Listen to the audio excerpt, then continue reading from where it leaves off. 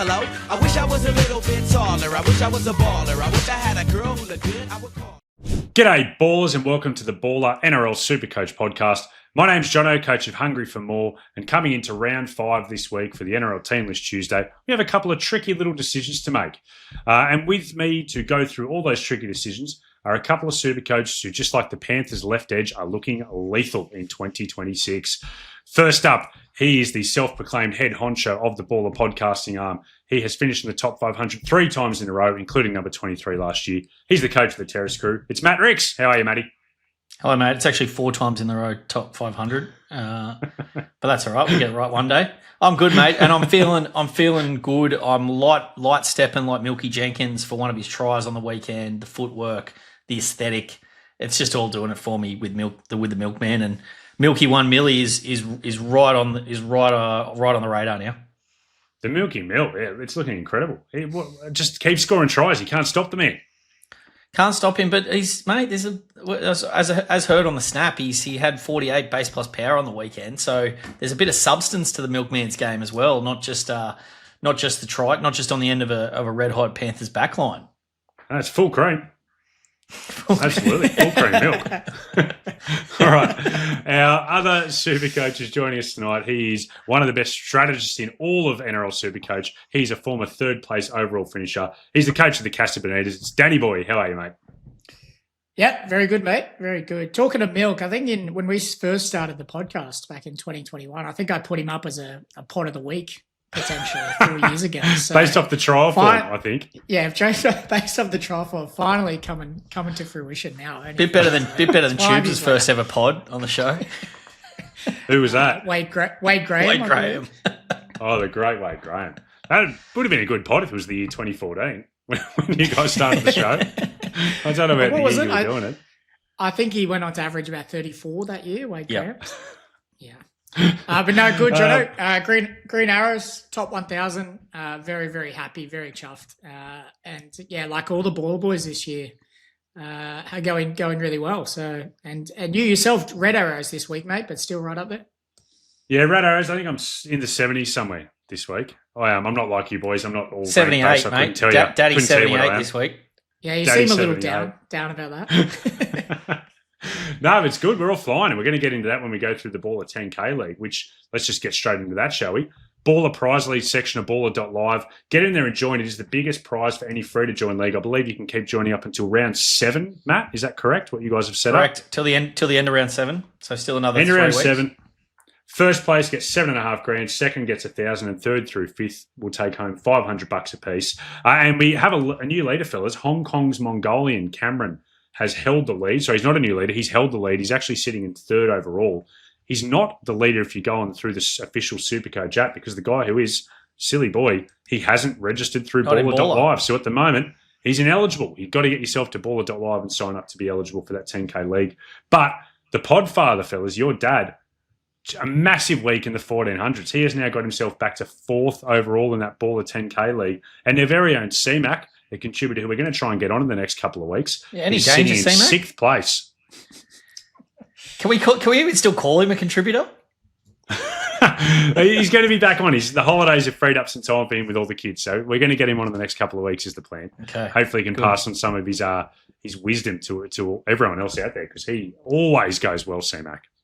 Jono, just on the 10K league, no excuse for anyone ranked high. And I know there's a lot of Baller listeners ranked high because half of them are in the Discord. But one of our a good friend of the pod, rugby SuperCoach Realm, posted some stats about the previous winners from the last 4 years, and I think the highest ranked SuperCoach at this time of the year to win it was actually only in the 4,000s, and as low as 12,000. So if you're ranked between 0 to 12,000, there is absolutely no excuse not to be in the Baller 10K league. To come and take home the prize. So yeah, just make sure you get in there. A couple of weeks still to go on that. Absolutely. And Matt, a little bit of news. Any news coming from Baller at the moment of things coming up that our listeners can look forward to?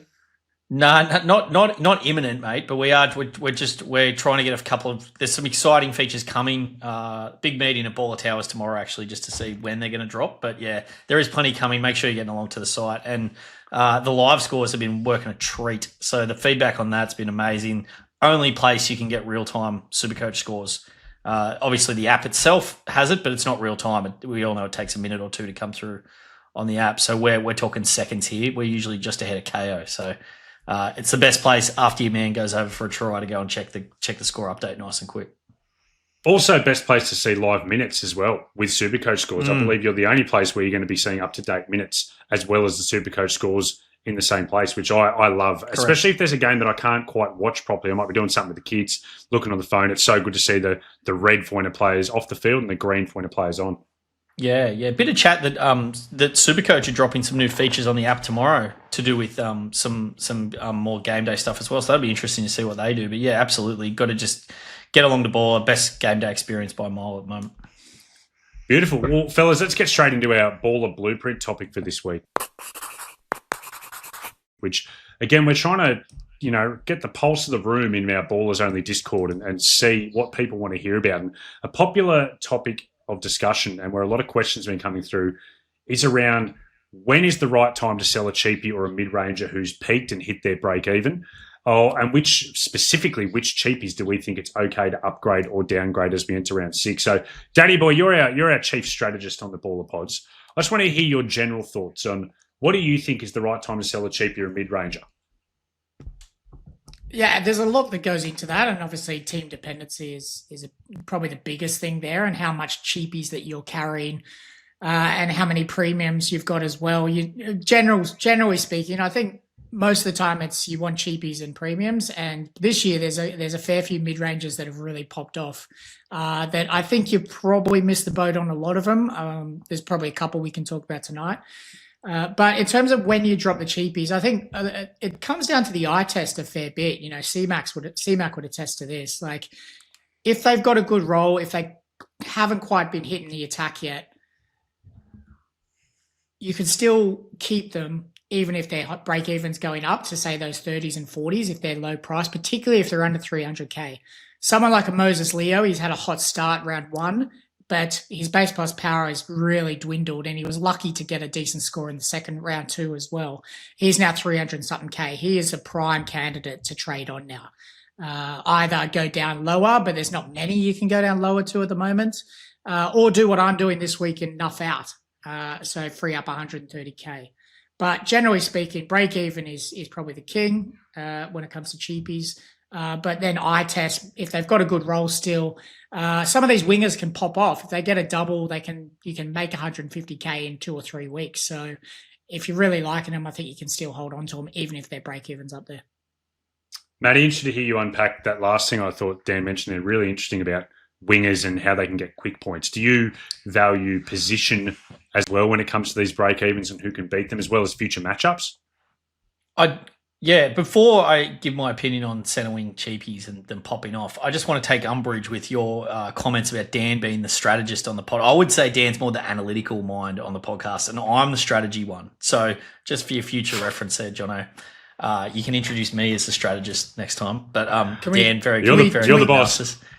Correct. Maybe we could talk about Curtis Moran again as well, Matt. We've all got roles. We've all got roles to play here. I was not the one who wanted to talk about Curtis Moran. We've been over this a lot, okay? Get in there, Matt. Give us your strategy. Matt's musings. Let's go. Yeah, my musings, yeah. I agree broadly with what Dan said. I will say that at centre wing, if they are still playing, if they've still got a starting spot, I'm very reluctant to sell a cheapie centre wing who are still cheap. So Moses Leo, for instance, I would not be against selling him if he was playing this week, but I also am not. I don't think it's the worst to hold him. Now, it's come out that he's got delayed concussion symptoms, so you would expect him to come back into the team next week. Playing for a team like Melbourne, he can go big at any time. So these guys are only one huge score away from going to 500K. So I am reluctant, unless it's for a very specific reason, to sell a cheapie centre wing who is playing. Faimani, he's going nowhere for me at the moment. Sedu 2 is not playing, and he looks like he's somehow now third in the queue for that right wing spot. So he would be my preference to sell. If Moses Leo is your only way to execute a great trade option where you're downgrading him and then upgrading elsewhere, or you can make two nice upgrades at centre wing with some bank cash, then yes, that's fine.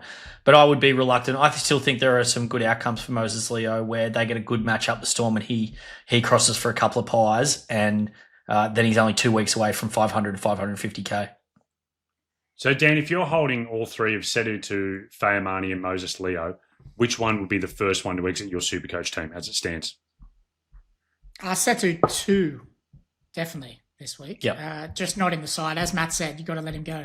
I think Matt made some good points there. Like, they can still bump up, but I don't think Moses Leo's making 250k in 2 weeks. Like, that's maybe not 2 weeks, but right? Yeah. So, and then the problem is, like, how long do you hold Leo? Are you holding him for 5 or 6 rounds? He's taken up a spot. He's not a player in your 17 and 18. Like, I think you've just got to be ruthless and go off what you've seen so far and cut him when you can. Like, yeah, if he was 250k and he, something like a Faimani, I think you can still hang on to him. His work rate looks pretty terrible, but I think he's still possible to get a double and make 100 to 150k in maybe 2 or 3 weeks. But yeah, I'm very, very keen on cutting Moses Leo as soon as possible. Yeah, obviously it's turned out there's bulk bunts to be made on Leo still. I'm telling you, I'm not saying I'm definitely keeping him, but I think it's more likely than not he gets to 450k. All right. Look, the other two obviously who've turned out to be the best, Tom Chester and Matt Cassini. We'll talk about them in more depth in our Sit v Starts conversation at the end of the episode, but they're clearly not sells. I want to now throw to a couple of these mid-rangers who look like their break-evens are getting up there in line with what their prices are. Trey Mooney, Matty, he's obviously been named to come back this week from suspension. The Knights forward pack really stepped up without him last week. Does that concern you at all for his minutes moving forward? What concerns me about Trey Mooney's minutes is just how Justin Holbrook is utilising his pack. So he's shown that he wants to play Matt Croker in a decent minute role at lock. He's then rotating Tyson Frizzell, Tommy Cant, Pasami Solo through the middle. And we've seen Trey Mooney, I think he got good minutes in the first game. It's just up in the air. I'm preferring not to sell Trey this week, but I can understand why people are. Yeah, I'm selling Trey. I'm going to downgrade him all the way to enough and free up 280k for future moves as well. Dan, what do you think of Trey Mooney?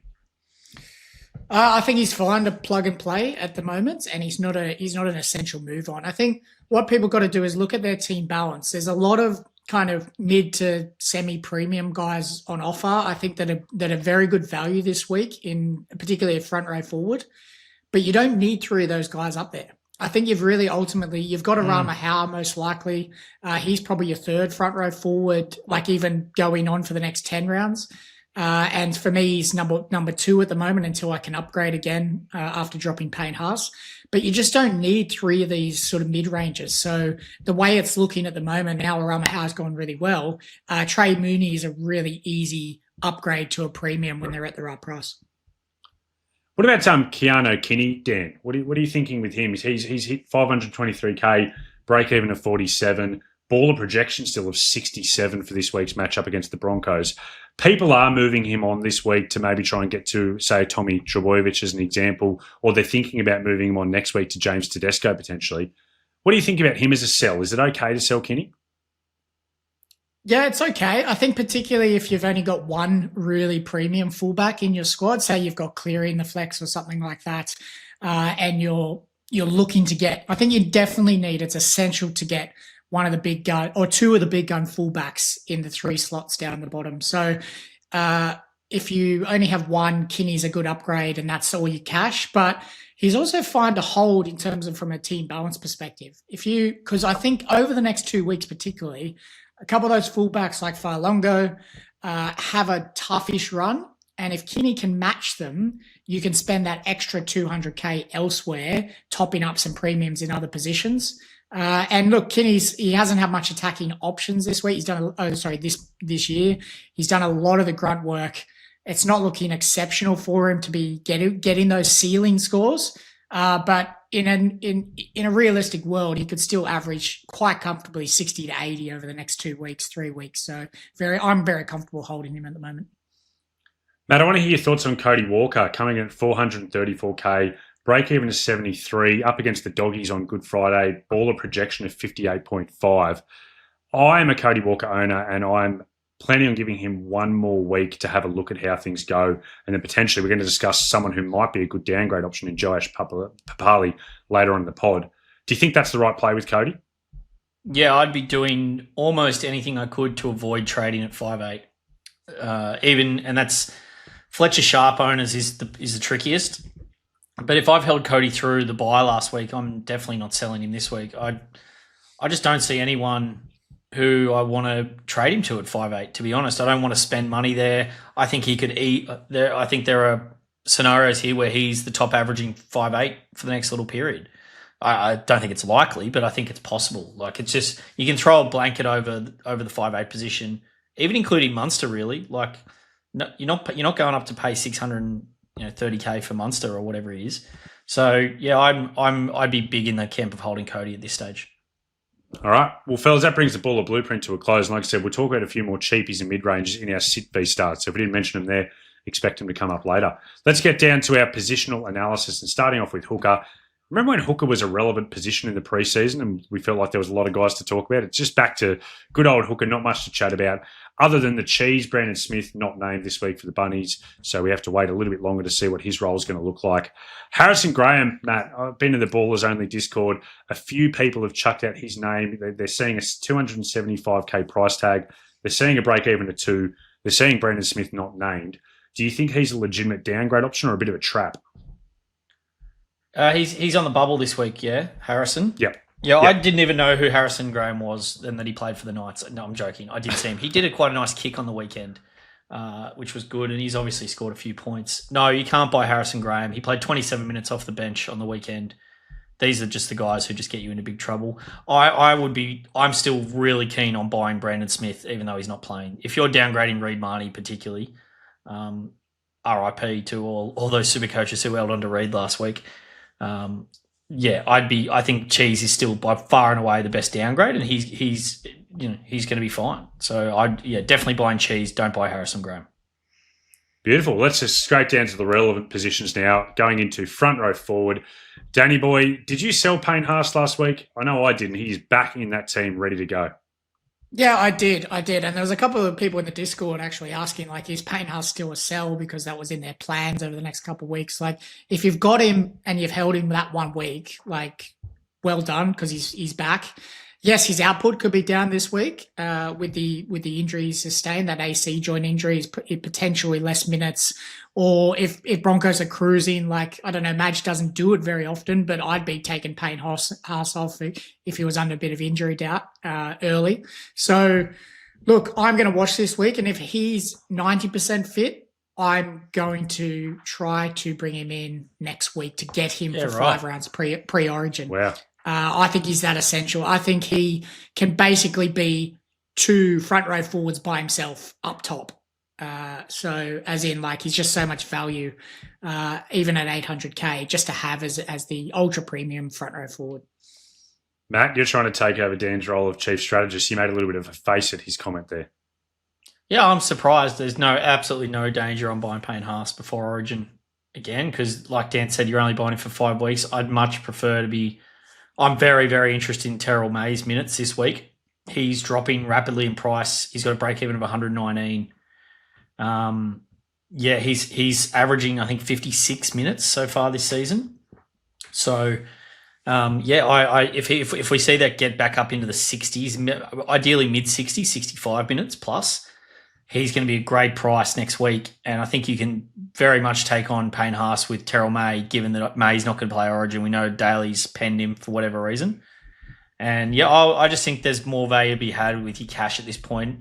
Haas is going to be about that 800K next week or a touch over. So it's a lot to be paying for 5 weeks, and you're going to have to make concessions with the rest of your team. So it's not something I'm planning for at the moment. But Dan's right, 5 weeks of the big dog in there, especially if he busts out a ton this weekend.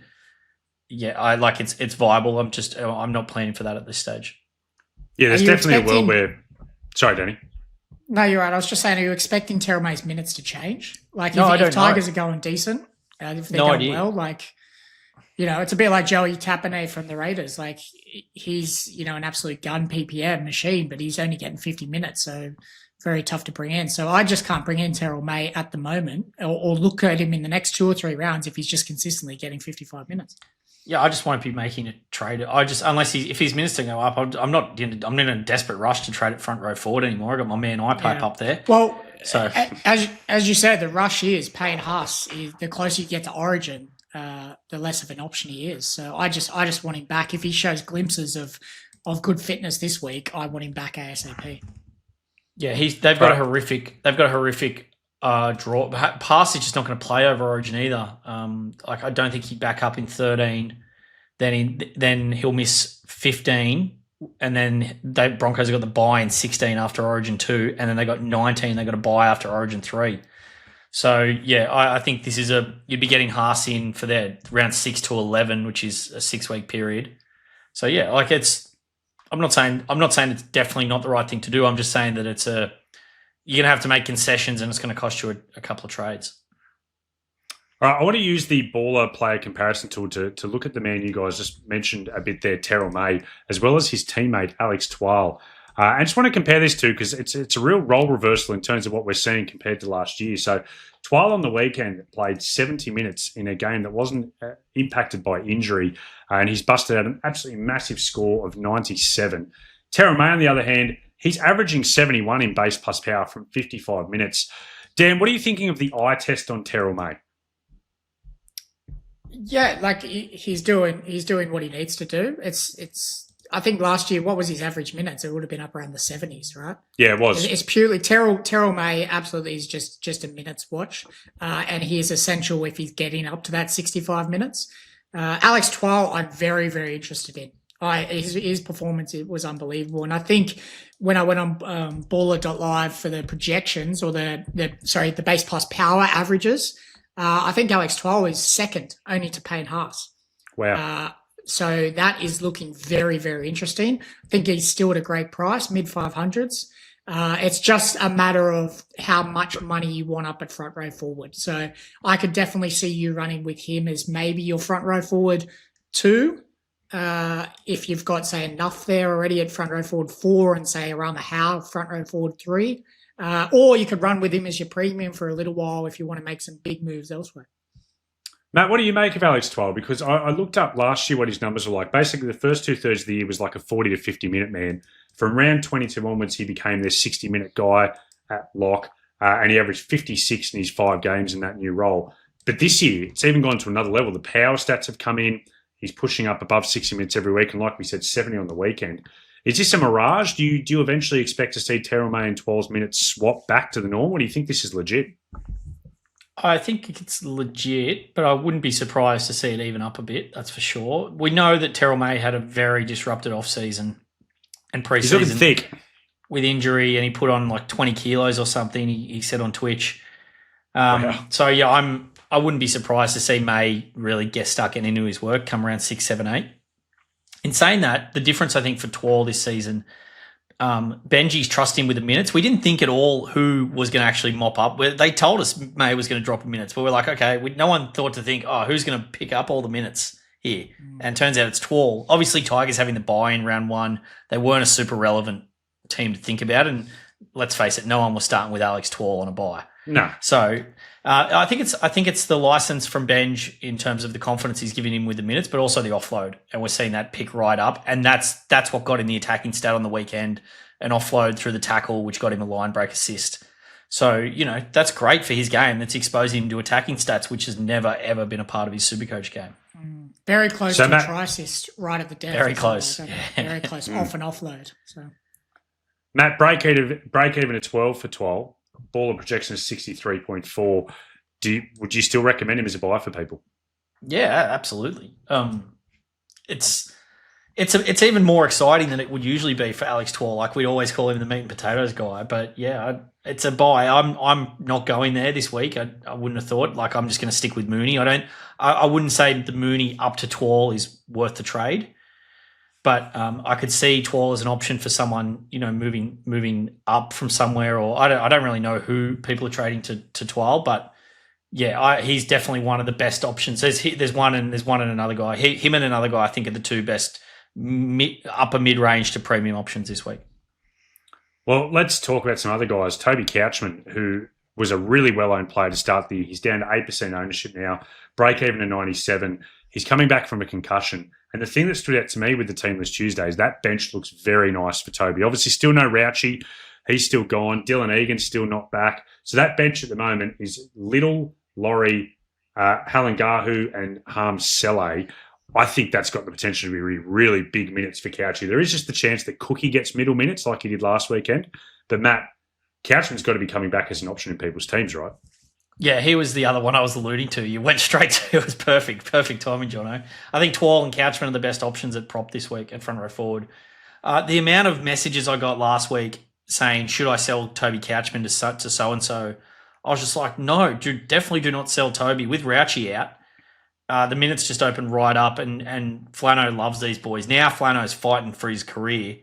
The Dragons are 0-4. I would not be shocked to see Couchman get 70 minutes this week. I think is very, very possible, especially after having a week off. So I think at 562K represents great value. I'll be surprised if he doesn't get a score in the 70s this week. He was looking fantastic against the Eels the other day before his concussion. His PPM was right up. So yeah, I think I'd probably buy Couchman probably before Twal. I think he's got a safer long-term role than Twal, and he's more likely to be a keeper in your team for the rest of the season at front row 2/front row 2-3 for the remainder of the year. So he's dual. Obviously, Twal's dual as well, but he's got the handy dual. We need a sound bite thing, Jono, for when we say the dual is handy. We need a little like tubes coming over the top with the I don't know what it is. Daddy boy, what do you think about Tauchi, brother of Rauchi? Yeah, I think, Matt was saying everyone was messaging him, asking if they want to drop him. I think I was the only one messaging Matt saying I've got big eyes on Couchy next week. Like he's got a higher break even, so people are going to be put off by that. But I think still absolute value at 550K. The Couchman brothers just love to burn through the base. He was 40 something in 30 minutes against Parramatta. 45, yeah. No Rauchi to take minutes off him. He is just going to be the minutes and base merchant for the Dragons over the next few rounds. So definitely can run with him. If you've dropped Payne Haas as well, I think you can run with him as your number one front row forward for the next few weeks, and hope he goes 65, 70 at least. I think that's probably minimum what I'd expect if he's not injured, and hopefully he churns out 80 plus. All right. Last front row I want to quickly talk about, Dan. Obviously, he's a great one for anyone who owns. It's Arama Hau. The Hau train absolutely took off last week. He became a bullet train with his 2 tries in that game. Dan, he is currently the second most purchased player of the week. So I want 2 thoughts. Do you think he's still a buy at 421K? And secondly, what we saw last week, has that changed your mind on his playability moving forward? Oh, yeah, definitely. I think we talked about him a lot, or at least for a few minutes last pod. In between Curtis Moran. Tell you what, he's going to get a few minutes tonight. And I really liked him at the buy last week. We said, being proud and not, buying them after you've missed their first price rise. But we said it, in the first few rounds, he looked so close to attack in the first couple of games. And on the weekend, we finally saw it. And he looked incredible. He should have passed to Kini for one of his tries. But well done getting a double. Yeah, and look, he looks the real deal. I think his base has been there. I think that's just really solidified his starting role now as well. So, yeah, he's definitely lock and load. Definitely mid-range option if you've only got the cash and you can't go up to the likes of Alex Twal or Toby Couchman. I'd probably still prefer those guys as the kind of pick for a bit more solidity. But, I mean, he just looks like the real deal, doesn't he? Matt, Arama Hau has brought a little twinkle to your eye and a smirk to your face. What do you want to say about Arama? There's so much I want to say about Arama. First of all, I want to send my condolences to everyone, A, who don't own him, and B, who didn't play him and played Firemarni instead. That must sting, and it wasn't a straightforward decision. So I've got a lot of empathy and sympathy, not empathy, sympathy for you guys. I think there's a very key lesson in this in playing Supercoach for all of us, and it's playing what's in front of you and not being worried about things that might happen with no basis of like what might happen. Like we've been guilty of it a bit as well. Like Paxton has been lurking on the extended bench for so long. Everyone's like, "Oh, what if Paxton takes his spot?" So there's been no suggestion other than him being in the extended squad that he would take his spot. So I've really liked what I've seen from Hau. He's a big body. Oh. I've played him the last 3 weeks. So I just think these guys on the edges, he's got 55 base plus power. Like that's perfect. If you've got a floor of 45 and you can come out and do what he did on the weekend, which, you know, you'd have to say it was coming. Obviously we didn't know it was coming then, but it was, you know, he's got so much potential, this kid. He's 21 years old, former Australian schoolboy, I'm pretty sure. He's a Kebra Park boy. He's already gone over and played in the UK at Fev Rovers. Like just an amazing story of a young man, 21 years old, and yeah, he's captured my heart, Jono. I can tell. Am I allowed to move on to the next position, Matt, or do you have anything else to Please. say about? Okay, good. All right. Oh no, wait. Do we have to talk about it if you can still buy him or not with a minus 42 break even at Go on. 421k? Give us a quick analysis strategy, man. Yeah.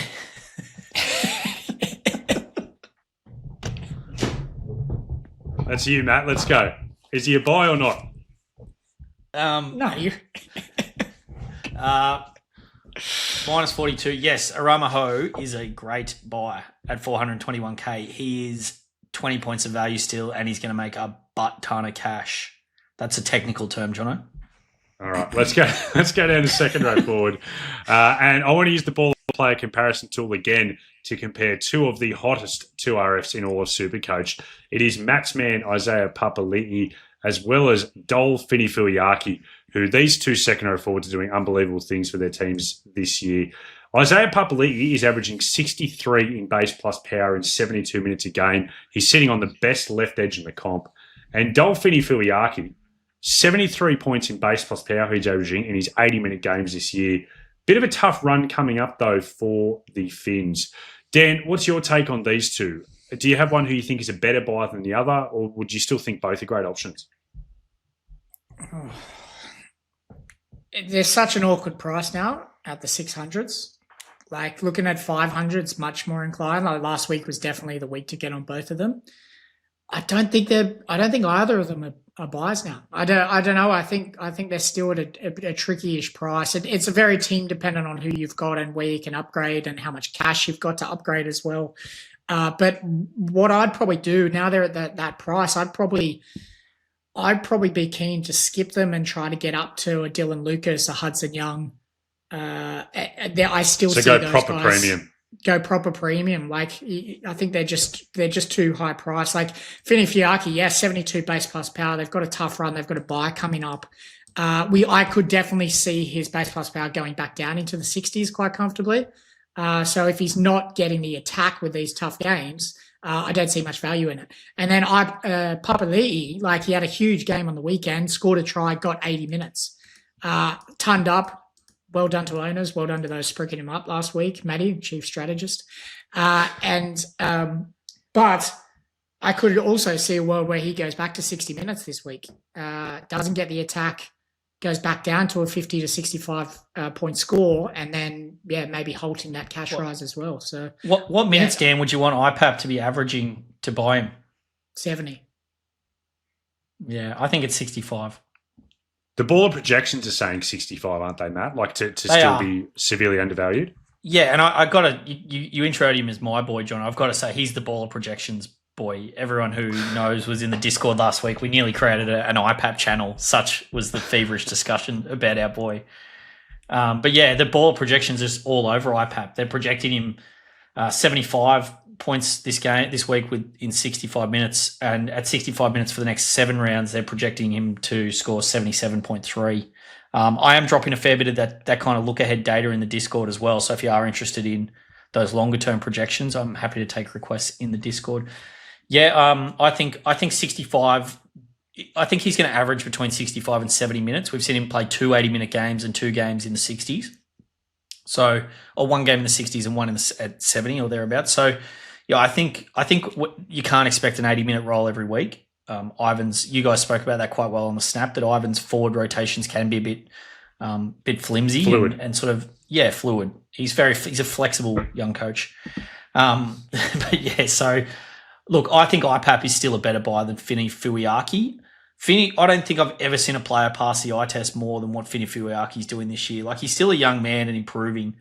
So I've got no doubt he's got the upside. I just want to see it a bit more. You mentioned, Jono, like that was a bit of a spike game for his base power, even like with what his improvement has shown this year. So I don't know we can get that consistency still. So that's just a bit to play out there. And you're not judging him anymore against your 500K guys. You judge him against, like Dan said, Dylan Lucas, Jacob Preston. This is the tier he's in now and the price range he's getting up towards. So I don't think he's a bad buy, but I don't know that he's a better buy necessarily than some of those other premium 2RFs.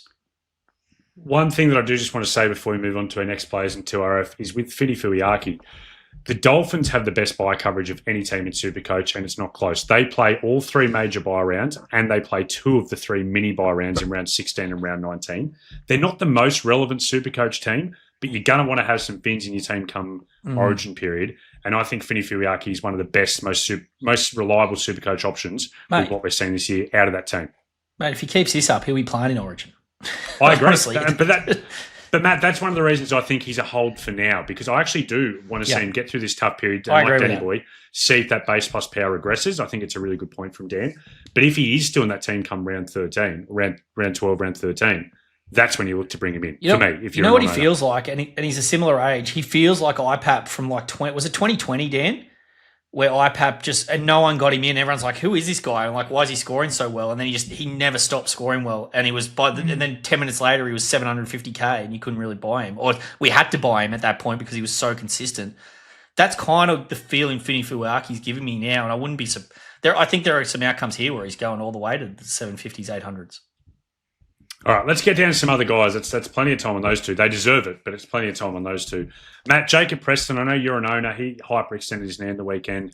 I imagine you listened to the Magic Sponge with their good mate Brian, the NRL physio, during the week. I bet you've been trawling the internet for updates. How's it looking for Jacob Preston? Yeah, he's apparently he's going to be okay, according to the Fizz. He said it was some sort of like hyperextension, which he said is going to really sting and hurt. And they said they looked like the stability was fine. They strapped him up and he came back on and played the second half, but he was very restricted with the whatever soreness he had there. And Dan can comment better. Yeah, look, I'm just holding my breath and hoping with Preston at the moment. I'm not looking to sell. See how he comes back this week. I wouldn't be buying him this week, but I'm just going to hang on and hopefully he can get back to his premium ways. Dan, happy for you to chuck in any extra thoughts you have on Preston, but I'm going to throw you Dylan Lucas as well, because you mentioned him earlier, a premium man who's just dropped under 700K.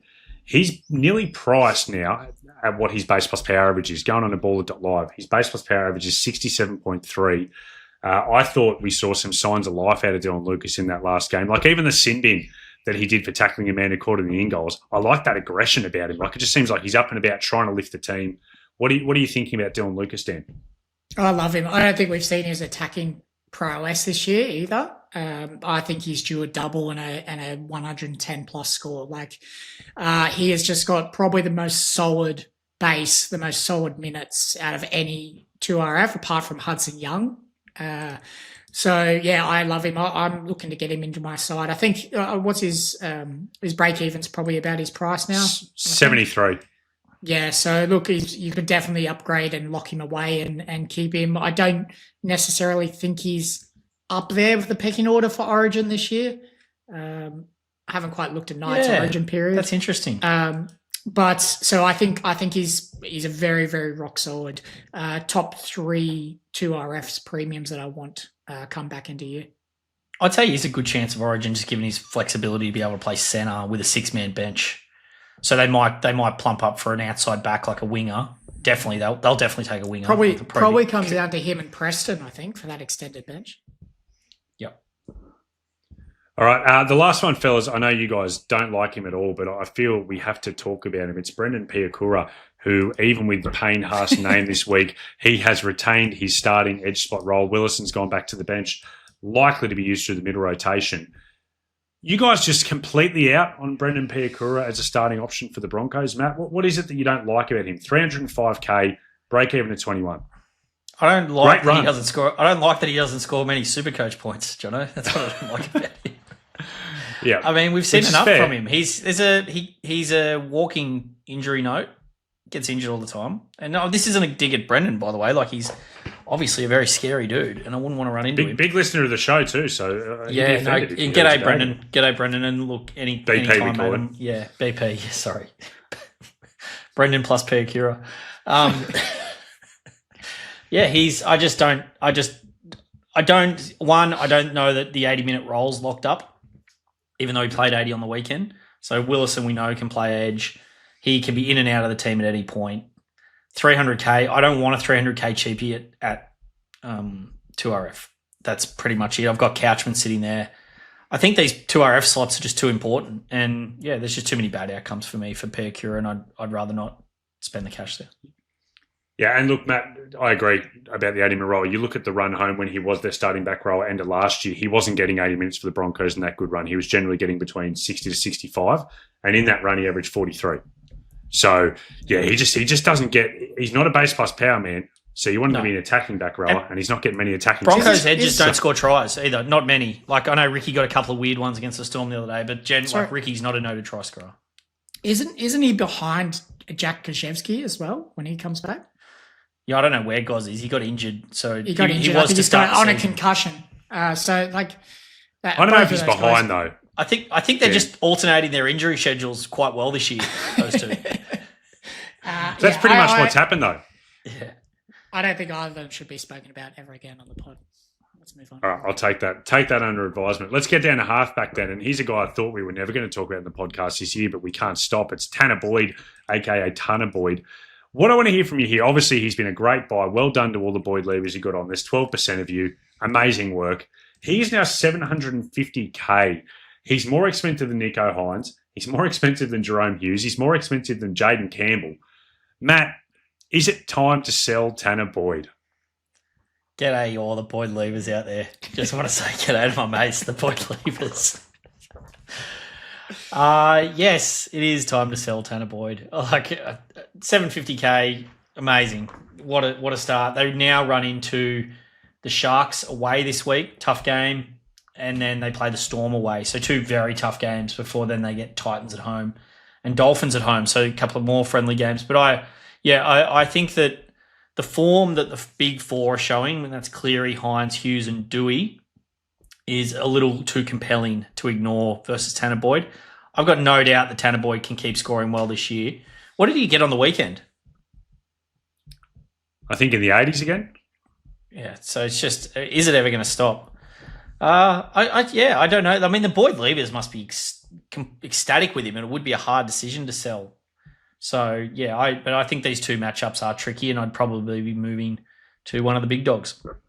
I don't think it's a priority, though. It's not a priority. It's not.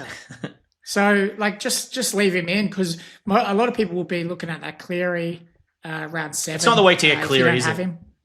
Not Like, the you week don't to have get to get Cleary this Cleary week. No, so, and I mean, that was probably the first Warriors game I watched a bit of just because of the timings over here in London. But, like, he's just dominant. He's just doing his job. He's getting, great role for him this year. Goal kicking, like, you can just hold on and hope for the best. Like, until he gets those 40 to 50 scores, like, just keep riding him. Yeah, he's up to the sixth highest baller projection for halfbacks until round 11. So that shows how much he's risen. Dan, what about Dan Atkinson? SuperCoach is losing patience. He's the most sold halfback of this week. Flano not playing this week. I'd be interested to see if that means he gets a kind of even bigger, more dominant role than what we've seen so far with Lincoln King Tonga, not a noted ball player or ball hog coming into the team. I don't think it's the week to sell Dan Atkinson, is it?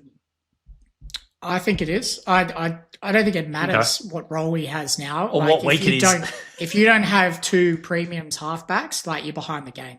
Like, I think Atkinson and Sanders can both go. You need to have some of these guys who are just, these high ceiling guys in halfback.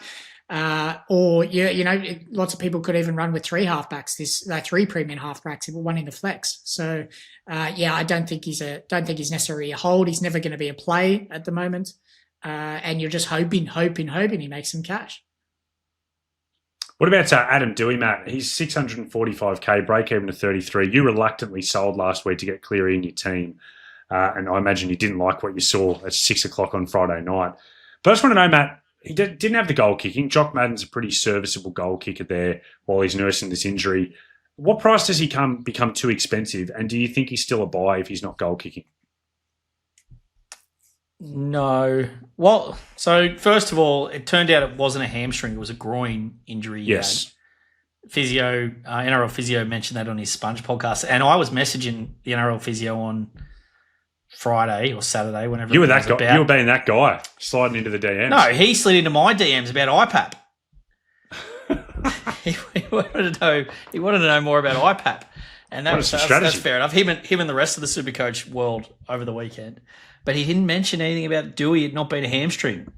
So he mustn't have realised that I didn't tell him I was selling Dewey. But anyway, Cleary got 117, Hines got 100, so it didn't hurt me from a points perspective too much on the weekend.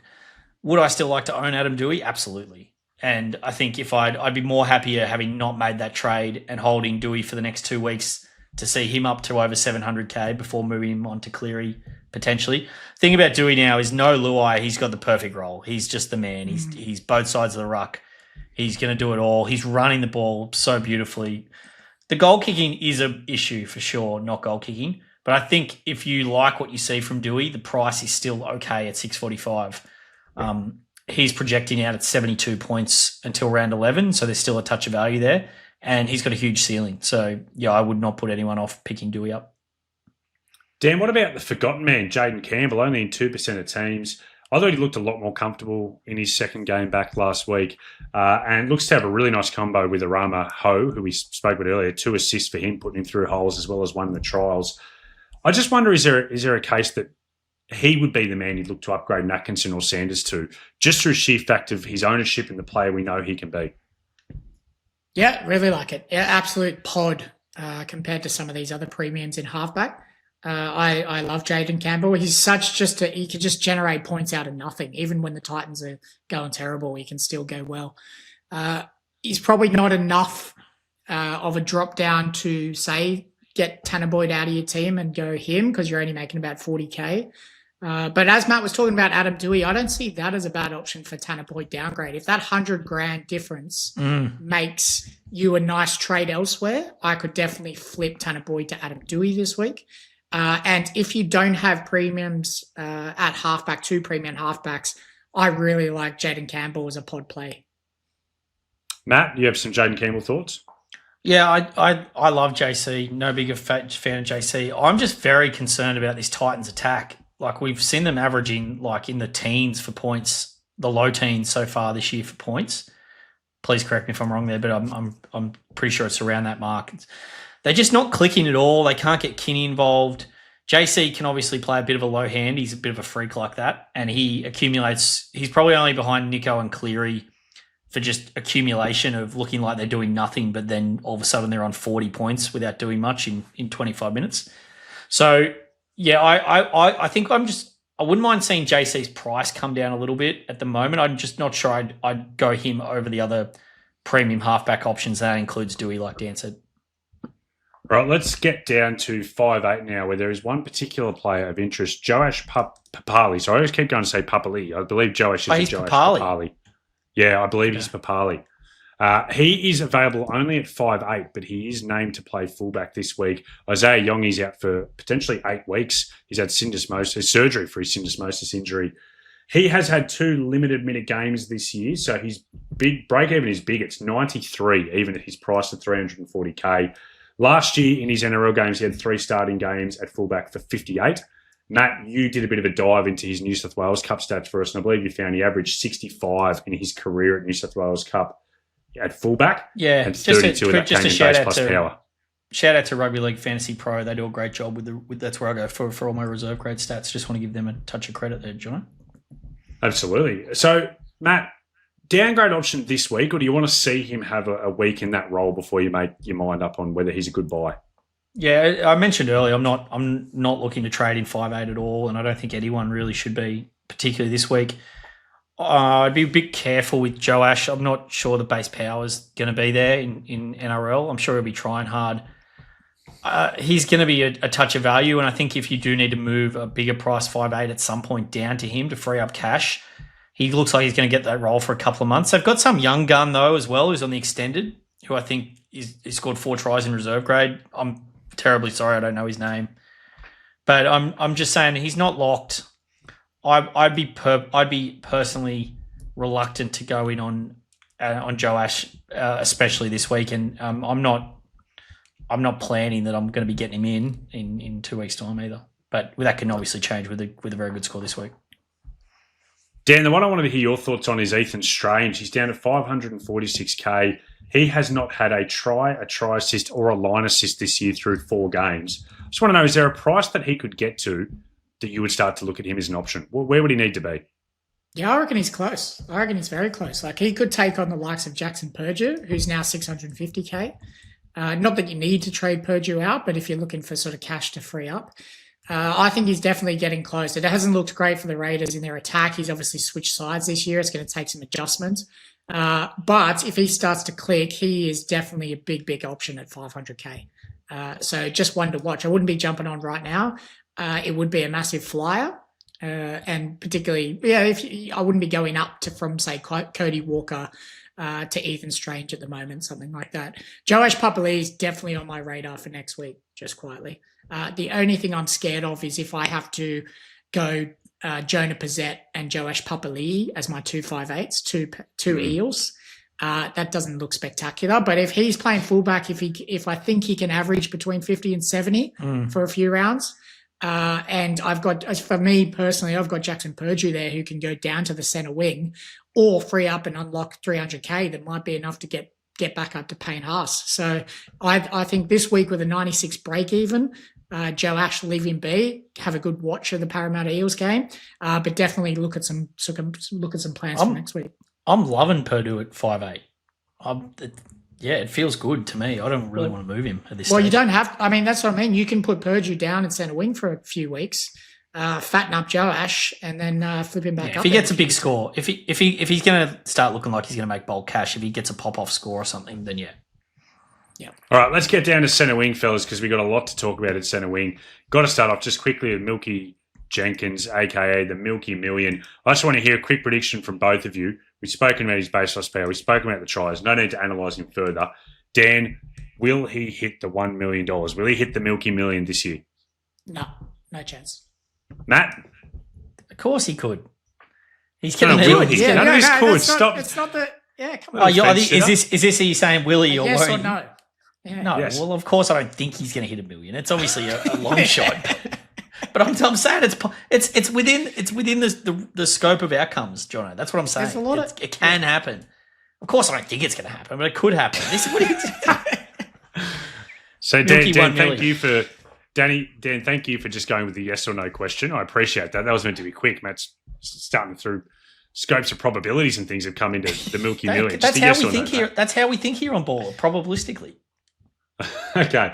All right, let's get down to Simi Sasagi, who is the most traded in player of the week. Tubes and I gushed over the man on the Sunday snap this week. I don't think I have any more I can say other than I have brought him in this week to my team for Stephen Crichton. I said on the snap that I was softening on that. At the moment, that trade has been made. Stephen Crichton down to Simi Sasagi. Matt, you know, your dad, the podfather, got him. Is he coming into his eldest son's team this week as well? I don't know. He's in my current trade. Like, I'm so far gone on trades this week, Jono. I don't know what I'm doing. I don't know who I'm downgrading. I don't know who I'm upgrading. Yes, he's my number one guy that I think I want to get in at centre wing. I saw on the Rugby League eye test, who does some great statistical work on X. He's actually put up his top 20 and bottom 20 impact players so far this season. Simi Sasagi, according to his data, is the worst player in the NRL so far this season, which I was astonished at, given how good he's been, how good he's looked. But yeah, all the key performance indicators that he tracks to do that on his scale, saying that he's the worst. But I can't see him losing his spot now. For me, his power has been phenomenal. We know that he's the second best base plus power centre wing in SuperCoach to start the year, only behind the unassailable Herbie, of course. And in what's been a very disappointing base power position this year, which has been interesting. So yeah, he's right on my radar. I do want to say just quickly, we didn't talk about him, but Milkman, I would not begrudge anyone still getting stuck into Milkman as a really great pod, who's obviously a premium price, but he's just going to keep scoring well. Penrith are just the best team by a mile. Dan, what do you think about Simi? I love Simi this week. I've put him on my team, and the amount of options and opportunities that Simi Sasagi unlocks in your team is just phenomenal. Like, it's it's a bit of the handy jewel, right? But it's also because if you look for the next two or three rounds, the guys that you're looking to upgrade are going to be in the center wing and second row forward. Like, there's just these mid ranges in the second row forward fattening up a little bit, likes of Joe Chan, the Canberra second rower, Martin, some of these guys who you're looking to bump up. I just think Simi unlocks so many possibilities around that center wing and second row. And he looks great. I think his spot is solidified now as well. I can afford to go up to a Latrell Mitchell at centre wing this week, but I think I'm going to bank 160K and go down to Simi Sasagi because I think he could potentially match him, and you can flip him up to the second row. I think he's probably the number one purchase for me this week. Matt, you got something to add in there? No, I wanted a bit of Joey Walsh chat in there, Dan. Not Joey Walsh. What's the James Walsh? Luke Brooks. The James Cowboys. Walsh, sorry. The Cowboys dual nuff center second row. Like, if Simi just keeps on keeping on, then having those two to be able to move up and down on a week to week basis to cover injuries and whatnot will be like gold. Yeah, team balance. It's unbelievable having a second row center wing duel. Who's a definite play in your 18 every single week. Shout out Bo Fermor in 2025. Fellas, I want to the boat levers are rattled, Jono. Where are the boat levers this year? He's not dual. There's no more handy happened? dual. His form's been terrible. He's probably been jumped in the pecking order by Finny Filiaki for Origin and Lukey potentially as well. Yeah. No surprise to see your form in SuperCoach go up when Bose goes down. You didn't have to. All right, Latrell Mitchell. Balance is restored. Needs to get his hunger back. Yeah, I took the hunger. All right, Latrell Mitchell, fellas, you guys, I believe, are non-owners of Trell Mitt. Correct me if I'm wrong, Matt. You definitely are, Dan. I believe, is that the case? Non-owner? No, non-owner. So his base plus power average this year is 41.3. Pretty good for Trell through the 3 games he's played. Plus, obviously, he's got the goal kicking, which isn't built into base plus power, but is basically part of his base. I would say, fellas, as an owner and a Rabbitohs fan, I've watched him very carefully. He hasn't played a good game of footy yet. He's averaging 88.7. Coming up, games against the Dogs, Raiders, Dragons, and Storm. So the draw's not easy over the next 4. How much of a priority, Matt, is it for you to bring in Trell Mitt this week? Yeah, my trades have kind of tried to revolve around Trell and Simi. In saying that, I'm not desperate to get him this week against the Dogs. I'm expecting I'm expecting the Dogs to bite back this week after it's been pretty fanatical, like the response to them losing to the Knights. Like, they were undefeated before that, weren't they? Like, they won their first 2 games, including a tough win down in Canberra. Obviously, that Dragons form from round 1 doesn't look that good, and they've obviously got problems. But I'm expecting them to be really fired up for this Good Friday clash. He's a scary non-owned Trell, especially at the ownership. He's 50% owned, so that's a big sofa job to not own him. I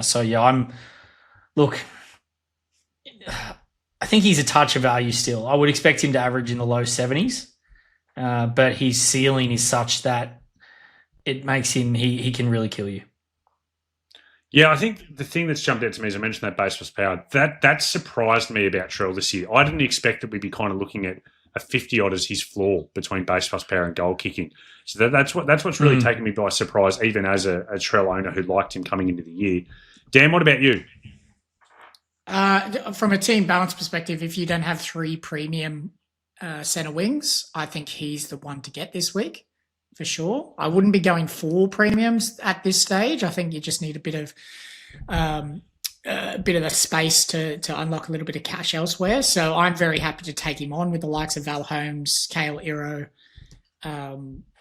Herbie, those sort of guys. They have a tough run the next 3 of the 4. I think they're playing Bulldogs.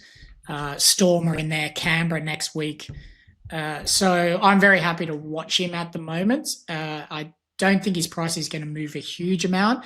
And I think he's just got a little bit of junk time in the first 3 rounds as well. Like he's been lucky to be on the back end of a couple of easy tries. So look, I think he's a great option for sure if you don't have those premiums at centre wing at the moment. John, last trail thoughts. No, I just there's one for you. Are Souths good? I have no idea if Souths are any good or not. I'm really struggling. I don't know either. Yeah, I've got no idea. It's too hard to tell so far. Like they probably should have won all of their games. They lost against the Roosters in one they probably should have won, and then they've beaten a couple of average teams. So I think it's really hard to tell at this point. I think on balance, I would say that they're not a good team. Is my feeling, but I wouldn't be surprised to see them come good. Like especially if Fafita starts really pumping out. I think Cody is just so crucial. Cody's form has to pick up for Souths to be a top 8 side. All right, let's move a little bit faster through our remaining centre wingers so we've got plenty of time to have our captaincy chat and Sid starts. Matt, feel free, Matt, to not have an opinion on every single player moving forward if you can manage that for us.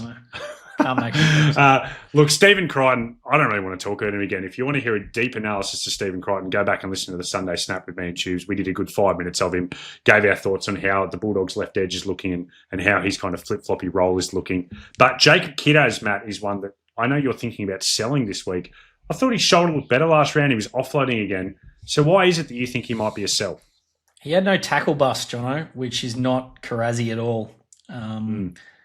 So that's worrying. I listened to the Sponge. I thought the Sponge commentary around Karaz was quite alarmist, to be honest. Especially James, who's an excellent SuperCoach and physio pundit, was very very reluctant. He's got Kiraz. He said he's selling him this week, and then physio said he threw out the ticking time bomb with the way that the shoulder is strapped and the injury thinks it's a ball and socket thing and potentially some cartilage damage. So it doesn't fill me with confidence. In saying that, if I can't make a trade set work where I'm downgrading Karaz to a Simi Sasagi or a Latrell, then I might just hold for another week and see how it goes. I don't think he's a must sell, but I think that it is these things. Like they've got the Panthers next week, and that's really in the back of my mind. They go Souths where he's still injured into the Panthers, and so if his base power output is not up for either of those 2 games, he's got 127 break even this week. He's leaking cash, and that's what the Sponge Boys made a big good point on as well. Is that if his output isn't good for the next 3 weeks, he's going to be down at 600k or lower soon, and you've got a distressed asset on your hands. So I'm definitely strongly considering selling this week. Dan, what do you think of young GI, Gerhard Shibasaki, back into the team through the way of injuries and guys being dropped? He is 550k. He is coming up against the Titans this week, then the Cowboys, then the Tigers as his next 3 games. Are we seeing the return of YGI? No. That took the I don't know. Took the air out of our balloon. He's obviously... we'll go on Matt's scope and range of possibilities. There's some sort of world where he could go berserk the next 2 rounds and then you're like, young GI's back. But I don't know. There's a young gun lurking on the bench for the Broncos as well, outside back. I'm very reluctant. I just don't have an interest with the amount of availability of other guys in the position at the moment. So could take a flyer. It's a pod move. Low down on the ranks at this stage. Yeah, you could go for it, but not for me. Jono, don't ever tell me not to have an opinion on young GI ever again. I've definitely got an opinion on young GI. He's a flyer. I'm definitely not buying him this week.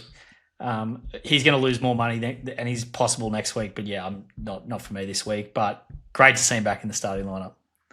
It is good. It's good narrative. Matt, you asked me to put Tolatau Kula onto our run sheet tonight. So what do you want to say about him? Just that he's amazing and he's great, and I think he's an amazing pod. If you're pod shopping at centre wing, he is really sort of building into this alpha dog there at Manly who's demanding the ball. He does have a low floor, but I'm pretty happy with his base power output, and he's got great attacking ability. I look back at his year last year, he scored a try nearly every single game. He's just the biggest attacking weapon. Mandatory call out to say why have the Sharks never signed me to play fullback. I think I think why no one has signed him to play fullback is a beyond waste. me, and he's Wasted it's such a centre. waste. It's taking away from my enjoyment of rugby league not watching this guy play fullback every week. So yeah, it's disappointing. But yeah, he's a great pod. I think if you want to have some fun, he's a terrific purchase. And I think I don't think he's the best value of all time, 656k, but I think he's a nice pod pickup. I'm going to put the challenge out to the Ballers Only Discord. I would love to see a Baller Tuesday pod bingo card. And I reckon that they're talking about who should be the Sharks fullback over Will Kennedy. Set a square of the bingo card. I'd love to see that if one of the Ballers has a bit of spare time on their hands to get that you done can just for us, mark it 'cause off straight away. You don't even need to wait for it. We need a competition where at Magic Round, if someone can get him with a Sharks number 1 jersey and holding it up, Tower cooler, you will win every single prize that I have at Baller Towers, including the 10K for the cash league. No, that's prize not. That's in the bank. I might get a Sharks jersey and get cooler on the back with the number 1. That's what I might do. Don't mind it. All right, fellas. Speaking of pods, I want to talk about Tane Chilpicki. Chiefs and I gave him a little chat on the Sunday Snap. He's only in 1% of teams as it stands with a break even of 36. Looking at the baller projections, they don't mind Tane. They got him projecting at a 65.2, so above obviously what he's priced at.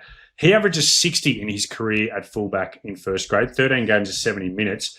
But in the New South Wales Cup, Matt, again, share that to you. And sorry, what was the website that you got Rugby League these figures Fantasy through? Pro.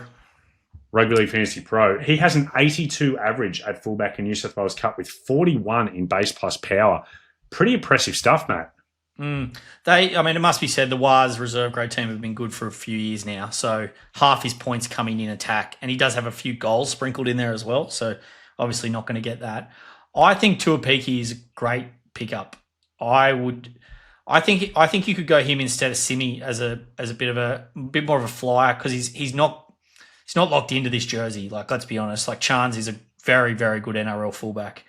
So I wouldn't be surprised. They've got 2 hard games now. If they lose those 2 games, that means they've lost 2 in a row with Tane at fullback. So what does that mean for his ongoing prospects?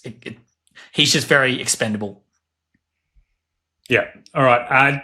Dan, just very quickly, I'm going to run through 2, and I'm going to throw you a couple of interesting players. David Farley named on the right wing for the Dragons this week, seemingly ahead of the pecking order in front of Setu 2 and Sloan, who came back in for a little cameo last week and has been dropped again, which just seems strange. There's also this Chiumalatu Brown has been named on the wing for the Melbourne Storm this week. Avoid him. First of all, he hasn't been scoring well in his games that he has played. 17 points in 80 minutes last week. And Moses Leo is only out with a delayed concussion symptom. So they're just David Farley particularly is one for the watch list. Tuamalato Brown is one to avoid. Dan, last time for this app, using our baller player comparison tool to look at these Tigers cheapie wingers, Luke Laulili and Valentino Tavana, who made his debut on the weekend. I know, Dan, particularly when it comes to Laulili, you're interested. You think there might still be a little bit of meat on the bone. I think there is. I think he's a young up and comer. He's on a wing for the Tigers. He's on left wing, I believe, isn't he? Yep. Left wing, Yep. yeah. Which is it's going to be a hot spot, I think. He's looked good as well. His base plus power of 40, around average of 40. At 300, low 300Ks, there's certainly value there, particularly if he could definitely go get a double and go to up 100, 150K in the next few weeks. So I don't mind the Moses Leo switch across to him. I don't mind a downgrade. I don't know who, maybe like the likes of Brian To'o or something like that, if you're not happy with his performance at the moment. Certainly a big option to free up some cash, because I think he's still good. And I think he's playable over the next couple of weeks. Tigers have a couple of good runs. The other one you mentioned, we looked at his stats, Tavana, I think, the other Tigers. Yeah, Tavana. Even if he keeps his spot, he has the weirdest stat. Shout out to Rugby League Fantasy Pro again. The weirdest reserve grade stats. Yeah, unbelievable. Like 3 games, I think he went under 10 points for 80 minutes. Well, he came off the bench, didn't he? He's been on the bench. No, he had played 80 minutes. Dan's right. For an 8-point game. Right. So I don't know what that says about his base output, but I think Jono said maybe Moses Leo 2.0, like just a bit of rocks and diamonds, and could go super low. So 1, how do you play him? 2, he's not in the bubble. Let's see how it goes this week. But just don't touch him early, I don't think. All right, let's jump down to fullback. And I'm interested to hear Matt's strategy, or his strategy, as I might call it, moving forward on Sua Please Fa'alongo. don't. Matt, what's your Matt strategy, your strategy on Sua Fa'alongo? A few people are saying that he might be a sell. He's in 99% of the top 1%. He has his first true hard matchup of the year against Penrith. I'm hearing some people saying it might be time to anti-pod and sell him while he's high and keep Keano Kini instead and look at using Sua to get to, say, a Tommy Turbo or a Reece Walsh. Where do you stand on that? I am in the hold Sua camp. I understand why people might want to jump off. I just think that he's just got the role and is at a level that is scary not to own and spend a trade on. I don't see him being a worse SuperCoach option asset to own than Turbo or Walsh or any of these guys, to be honest. And I think that I just want to hold the money. I'd want to be doing something really, really good with that money that I'd be getting from him to justify selling him. Yes, they've got a hard match this week, but he's not going to play Origin. He's going to be there. I can really see him staying as a top 3 fullback for, the short term and medium term and maybe even long term. So I love the role he's got in this team. He's so dangerous. He's just going to keep getting bulk power stats with these tackle breaks, and he's going to get attack. But the thing I've noticed about the Storm, Jono, is they don't have many try scorers, and I think this is actually hurting them a lot. We saw them go to Brick so much. Brick and Sua are their big, big attacking weapons. They don't have a lot outside of those two this year to get them over the line, and so they're highly dependent on Sua to get them those tries. So I'm in the camp. In saying that, I can understand why people are trying to anti-pod. He's sort of got up to this $750K now, which is top tier price, and the temptation to go to someone with a great draw like Walsh. Dan, what do you think?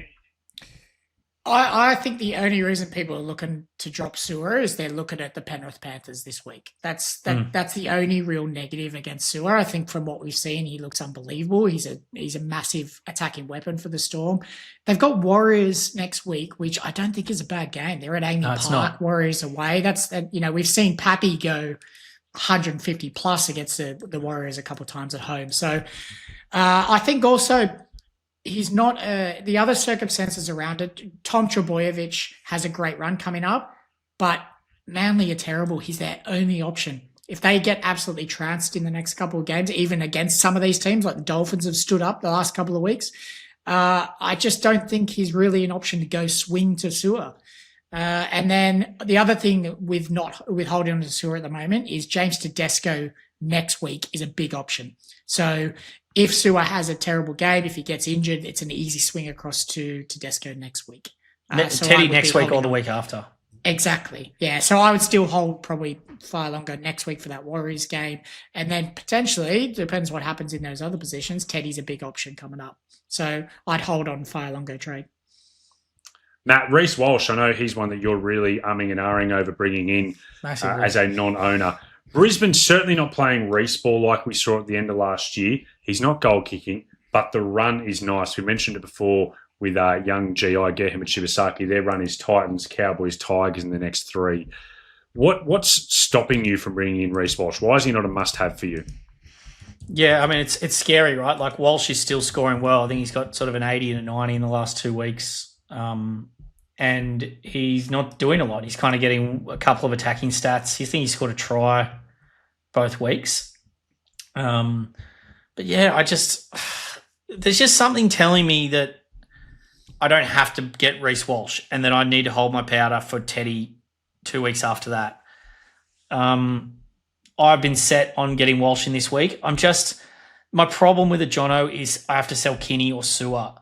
I think Kini's it's 270K, I think, from 260 or 270K from Kini up to Walsh, and that just makes me uncomfortable. I'm not sure that's worth it in and of that trade itself. And Sua, I'm not sure that Sua's going to not outscore Walsh. So a trade is valuable, and so I'm just not certain. In saying that, yeah, it's so scary. He's gone 99, 69, 95 the last 3 without feeling like that he's done too much. His base power has been excellent 2 out of those 3 games. He had a 51 and a 61. He only had 19 in that game against the Storm. We know the Storm are excellent at shutting down Walsh. They've done it except the grand final, he obviously tore him to shreds in that second half. But Yeah, maybe just forget that. But the point is that he seems fit and firing, and yeah, they've got 3 amazing games coming up against the Titans. Huge captain option. Huge. Yeah. Next few weeks. Yeah, so it's scary, Dan, and it's going to be something I'm grappling with all week, Jono. Yeah, fair enough. I think there's going to be a lot of people in the same boat. Dan, I liked your Tommy Turbo thoughts before. I think everything you said about him was very fair. With all that being said, I'm bringing him in this week. I just think at 12% ownership, I like the upside of what he can bring to the table. I think that, like you said, Manly are relying on him.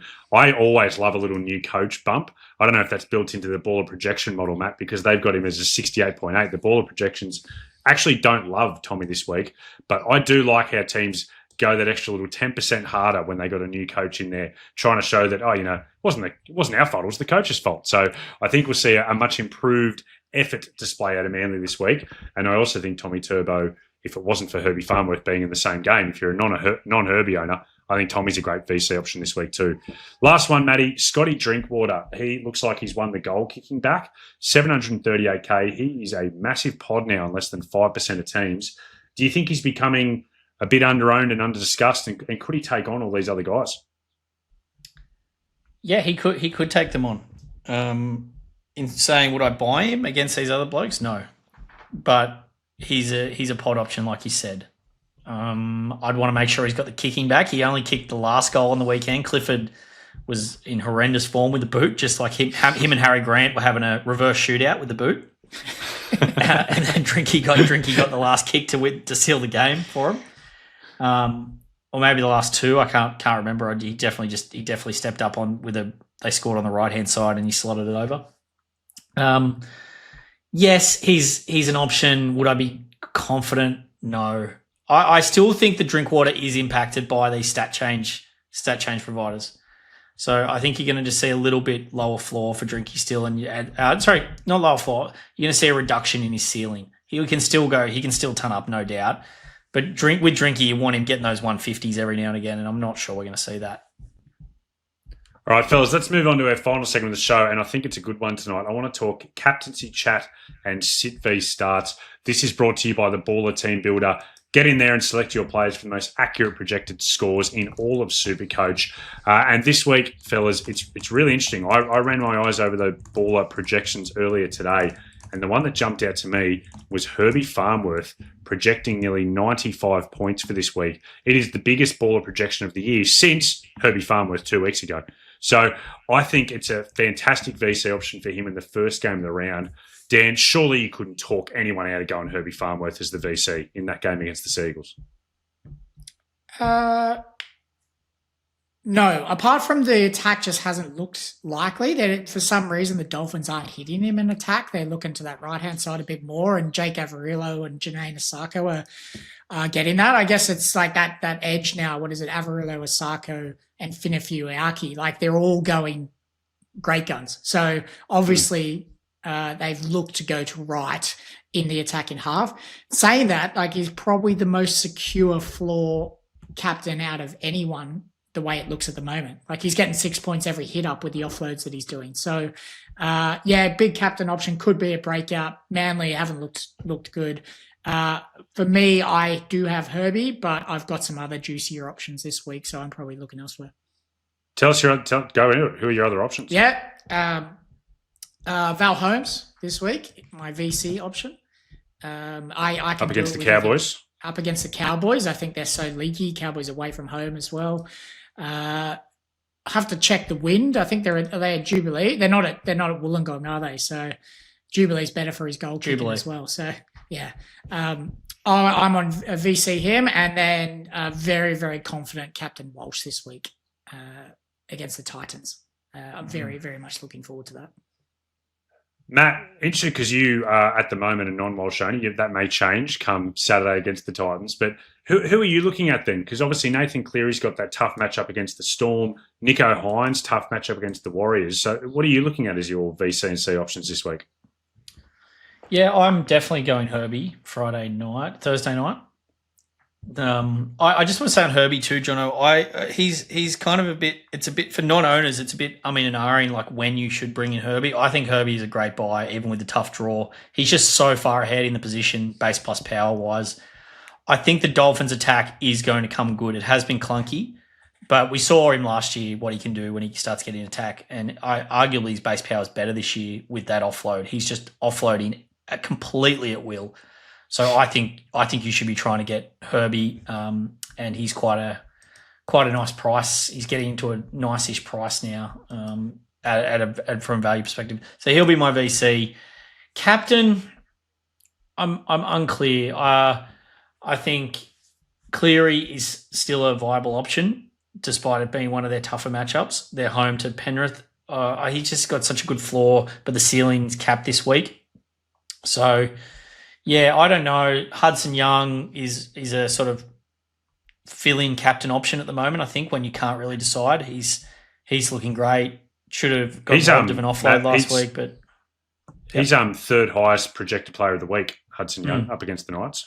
Correct, and that's at he's an 81 or 81.6, so he probably lacks the ceiling that one of these other guys do. Hines at home to the Waz. Hines is just always like he just gets it done all the time. Like he looked great again on the weekend. So yeah, I think I'd probably lean Nico at the moment, to be honest, away from Herbie. Could you straight see Herbie, Jono, on the Thursday night? It seems a bit of a waste, but could you? It seems like, how does Herbie get a bad score this week? Yeah, I don't know. Surely people have in their team someone that they can loop to not have to straight see. In saying that, if I had 26 guys playing and I couldn't loop, yes, I would straight see Herbie. That's how confident I think that's the right call. It's a fair call. Yep. The other one, just sit v starts, just a couple of tricky ones that I know a few super coaches are looking at. Number one, Dan, you can take this one for us. Arama Hau versus Trey Mooney is a sit v start decision that a lot of people are looking at making this week. Who do you think you'd lean in that matchup? I'd definitely go Ho. You just got to go the Ho hand, the hot hand here. He's nice. He's looked great. Trey Mooney, as Matt kind of alluded to, and maybe he didn't make this point. Harrison Graham scoring points and looking better is no good for Trey Mooney. Like with that rotation. So if he starts to get a bump up in minutes, we know Phoenix Crossland likes to get a lot of minutes. He'll go through the middle. Jared Crocker's got a lot of minutes. So I think there's a little bit of Matt Croker, sorry. There's a little bit of a watch on Mooney minutes this week. I think I would definitely lean towards an 80-minute back rower up against Ezra Mam this week, I believe, as well. Yeah. So that's a huge being on the right-hand side up against the left edge of the Broncos. Matt, the one I want to throw you is Tom Chester versus Hemiasi Makasini. Obviously, Tom Chester's coming up against the Dragons, Makasini against the Eels. If you could only pick one to play this week, where would you land? I haven't checked the projections on these two yet, but I'm going to go Chester before I check the projections. Make sure you go into the team builder feature. We've had a little issue with the pricing in there, but we're getting that fixed. 4 sit v starts, so definitely go and put your team into team builder to check who should be playing, particularly these. Well, Matt, I can tell you, Makasini has a slight edge on the baller projections, only by a couple of points. Okay, that's interesting. Yeah, I would have said Chester, but I'll be leaning hard into the baller projections, Jono. So absolutely. Yeah, no, that. I still think I'm gonna go Chester just because I love his work rate so much, and I think he's got a bit of upside still. Makasini, the matchup is decent against the Eels, and he is going to have a big bust out game soon. So I'm just hoping I'm playing him when that happens. Fellas, that brings us out to a close. Another bumper edition of the Tuesday pod. Make sure you are getting in there, heading over to all the Baller socials. Search Baller NRL, Baller SuperCoach, and every social media avenue you can think of. You'll find us, and you'll see all of our updated thoughts and some other news coming out over the rest of the week. And as always, please get out there, follow us, like us, subscribe, leave comments in the YouTube, join the Ballers Only Discord. Every little bit is helpful and appreciated. Matt? Massive shout out to the Ballers, Jono. Like, it's been amazing. We're growing every week. Podcast views, podcast listens. The community is growing by the day, and it's so nice to see when new people come into the Discord and say what a great job everyone at Ballers doing, and they're loving the community that's getting built. It's so satisfying for me personally. So yeah, please keep liking, please keep subscribing, and thank you so much to all the Ballers for listening and watching. Well, Matt, listening, watching, all that stuff, engaging. Matt, Engaging, thank you correct. very much for joining us again on the Tuesday pod. Pleasure, You are now mate. not only the self-proclaimed head honcho of the Baller Podcast now, but you are the self-proclaimed head strategist of the Baller Podcast now as well. So It's actually I'm my gonna have job to add that title, to your mate. intro. But yeah, thanks, mate. Cheers. Appreciate it. Danny boy, your analysis, not strategy, has been fantastic as always. Thank you so much, mate. And can you take us home? Your beauty.